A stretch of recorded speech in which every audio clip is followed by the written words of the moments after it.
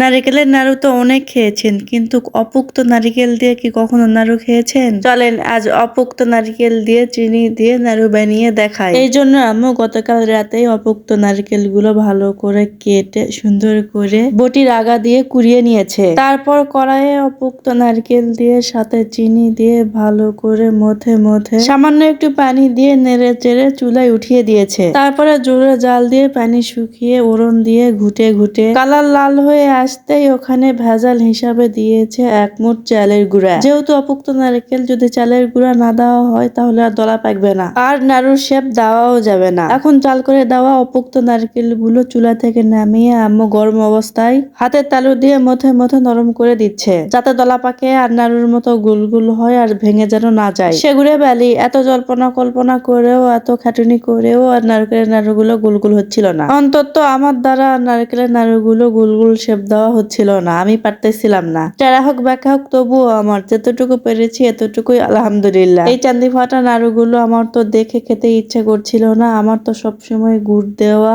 কালো কালো নারকেলের নাড়ুগুলো খেতে বেশি ভালো লাগে, এগুলো খাবো না। ধুর, যারা সবসময় বলে চিনি খেতে ভালো লাগে তাদের ওই নাড়ু দেখতে ভালো লাগবে না, তারাও খেতে পারবে না। এখন চলে যাচ্ছি, আল্লাহ হাফেজ।